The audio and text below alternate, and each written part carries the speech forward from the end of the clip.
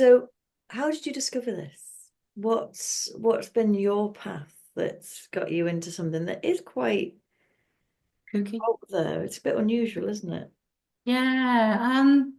Well, I always felt the need to be like a counselor, someone to listen to someone's problems. Because when I was a kid, everyone always came to me with their problems, whether I wanted it or not. I was one of those where I was the one that people came to cry on my shoulder, and still are. So I just thought, well, I should do something with that. And I looked into counselling courses, and I started this counselling course, which in the first year was a hypnotherapy course. Oh, interesting. So I was doing hypnotherapy, learning how to do that. And the trainer who was teaching hypnotherapy in his practice also did EFT, which I'd never heard of at the time. So he was actually teaching us a little bit of EFT and doing a few sessions and things. And I had a phobia of mannequins, like shop dummies, Yeah. waxworks, mantua swords. I mean, the more lifelike they were, the worse it was. And my phobia was chronic. It was really, really bad. So he sort of volunteered to have a bit of a tap around on me one day, and it didn't really shift anything. But the whole process of it really intrigued me with how it can work, how the mind works, really, where this also where your phobias start from, what creates them. I just got this interest in how the mind and the body works. So I started looking up EFT and found this gentleman, Carl Dawson, that was doing training. And his training incorporated the matrix re-imprinting, which was fairly new in the process at the time. He'd only been using that or created it really for the last couple of years or so. So I went along to his training, so learned how to use EFT and then learned how to use his process for matrix re-imprinting. And in the process, met a guy on the course who, this course was up north, but the guy I met was in Essex and I'm in Kent, so he wasn't too far away. And he was one of those where I love solving problems. Let's work together. I'll see if I can do it for you. So I ended up working with him for actually many, many months to try and relieve this issue of mine. And then we found theta healing together, which was a process, another energy process for which I find really good for releasing beliefs instantly. Because again, a belief is just an energy. So if you can change the energy of the belief, then it works for your favor. So we played with that as well in the process of trying to release my phobia. And I had lots of thoughts and beliefs around that have been created over the years to do with my phobia, because obviously every time you get triggered, you believe something else and it all compounds. And there was lots of elements to it. It was very, very complicated. It was also related to a past life as well, because some phobias are. Um, yeah, so we had to sort of do some work around that. Um, Thankfully, it did go in the end. It was a very bizarre process, but I don't have it anymore. But I had to just doggedly keep going, keep going, keep going at it. But in the process of it, I learned so much from this guy that I was actually working with, because he'd been working in like the industry for pain for a long time.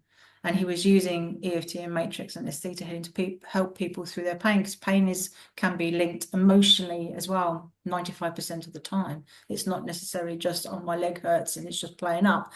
Well, there's an emotional issue behind that as well. So he was working that way, but the way he worked taught me so much and the way that I should be working with people as well. So I gained so much knowledge from him. It was priceless, that time I spent with him. And it just triggered this enthusiasm for, you know, why is someone thinking that way? Why do they have this phobia? Why are they afraid of that? Why are they suddenly backing off? What is this self-sabotage all about? I just find it interesting, and I just want to get in there and go, let's find out where it comes from. Oh, so many things. So we had a conversation earlier about mind monkeys. Mm, We're both on a training course together around business, and there is, a lot of that is going to be around working on some of our beliefs around who we are and our abilities and things like that. mm, Um, this might be an unfair question, I don't know, but I often find myself when people practice things that I don't understand, I mm. kind of think, well, if there's something in this, surely the person practicing it should be completely sorted. Because do you know what I mean? It's like you've got this theta healing thing. So Yeah. so does that not mean that you should have no unhelpful beliefs now because you can just pull them out with your magic theta healing? Well, I've been doing lots of that, believe me. Something up comes up and you think, oh, blimey, I better do something about that one, you know. But there's always more. I mean, I think if I was an enlightened person that had no issues, no problems, no bad thoughts, no bad beliefs, I would be one of these guru monks, in Tibet somewhere. Oh You yeah, know, there is I that. mean, we are only human. We're living a human life, and every single day something happens to us, whether that be positive, whether that be negative. So I And suppose it's this, like me, like the example I gave, like because I've worked on my stuff for so long, I knew it, I recognized it for what it was, I knew where it had come from. mm, And so I was able to kind of act without kind of going into a spiral that I might have done had I not done the work on myself. So it's like it's not saying that the shit doesn't come up. It's saying that it doesn't impact in the same way. Is it that? Is that what it is?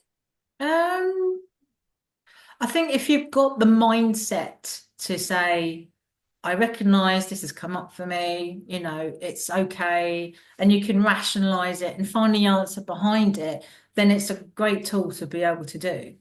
I know I can do that, but I know for me, a lot of it can be quite overwhelming at times, and it kind of is all consuming.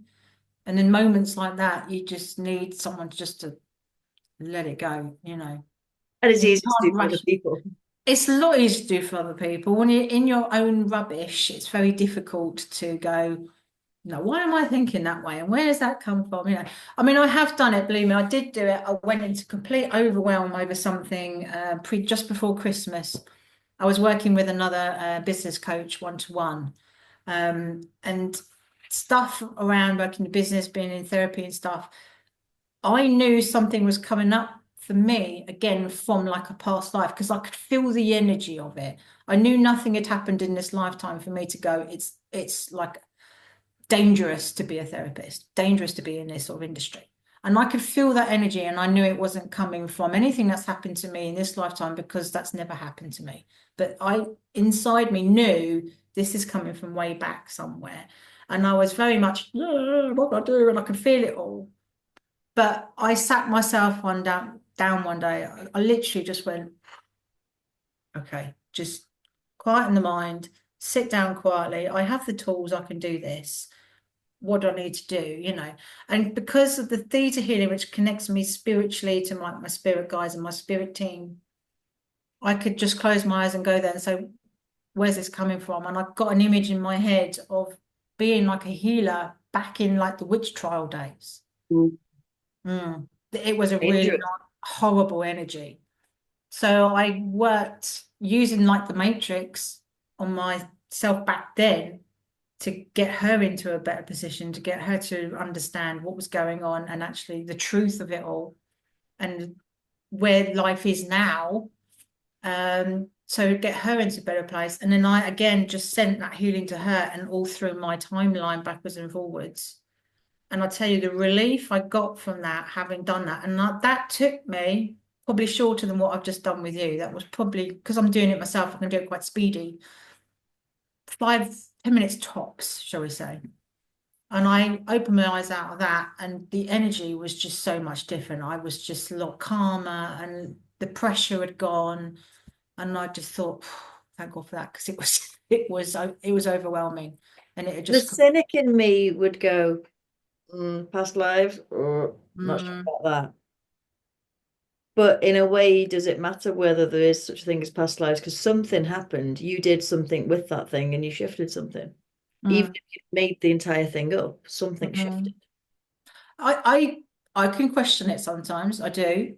When I was doing EFT sessions and theta sessions with that guy I was talking about earlier, he came up with some couple of bizarre things. I mean, he even came up once and he said to me, "Oh, I think you were Anne Boleyn in a past life." And I went, "What?" Like this, How many And people he have was been like, on "I think you Berlin? lost your head and all that." But it's stupid because when he said like, "Oh, you lost your head and you that," and I felt something, and you think, well, where does that feeling come from? That's not just a don't be ridiculous. There was an actual physical reaction, and you think, well, I don't know, just deal with it, just go with it, and just that kind of thing. You just who am I to know? Energy just passes along, so I just work with what comes up generally. I never judge anything these days when it comes to it. It's just whatever comes up for the individual comes up. It's there for a reason.